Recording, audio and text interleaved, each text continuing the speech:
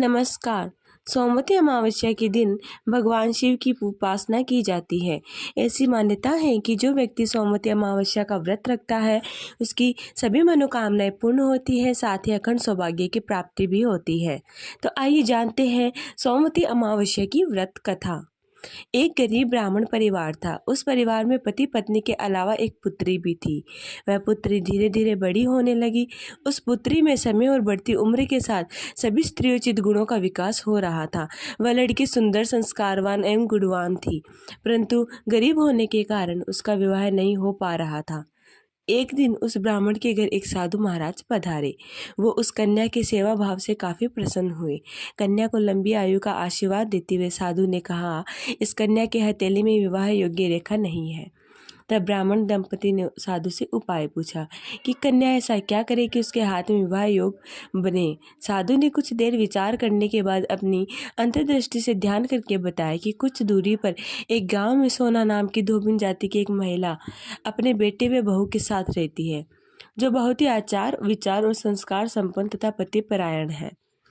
यह कन्या उसकी सेवा करे और वह महिला इसकी शादी में अपने मांग का सिंदूर लगा दे।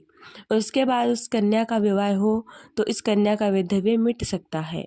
साधु ने यह भी बताया कि वह महिला कहीं आती जाती नहीं है। यह बात सुनकर ब्राह्मणी ने अपनी बेटी से धोबिन की सेवा करने की बात कही। अगले दिन प्रातःकाल कन्या उठकर सोना धोबिन के घर जाकर साफ सफाई और अन्य सारे काम करके अपने घर वापस आ जाती है। एक दिन सोना धोबिन अपने बहू से कहती है कि तुम तो सुबह ही उठकर सारे काम कर लेती हो, पता भी नहीं चलता। बहू ने कहा, माँ जी, मैंने तो सोचा आप ही सुबह उठकर सारे काम खुद खत्म कर लेती है, मैं तो देर से उठती हूँ। इस पर दोनों सास बहू निगरानी करने लगी, कौन है जो सुबह ही घर का सारा काम करके चला जाता है। कई दिनों के बाद धोबी ने देखा कि एक कन्या अंधेरे घर में आती है और सारे काम करने के बाद चली जाती है। जब वह जाने लगी तो सोना धोबिन इसके पैरों पर गिर पड़ी। पूछने लगी कि आप कौन हैं और इस तरह छुपकर मेरे घर में चाकरी क्यों करती रहती है। तब कन्या ने साधु द्वारा कही की सारी बात बताई। सोना धोबिन पति परायण थी, उसमें तेज था, वह तैयार हो गई। सोना धोबिन के पति थोड़े अस्वस्थ थे। उसने अपनी बहू से अपने लौट आने तक घर पर ही रहने को कहा। सोना धोबिन ने जैसे ही अपने मांग का सिंदूर उस कन्या की मांग में लगाया, उसका पति मर गया।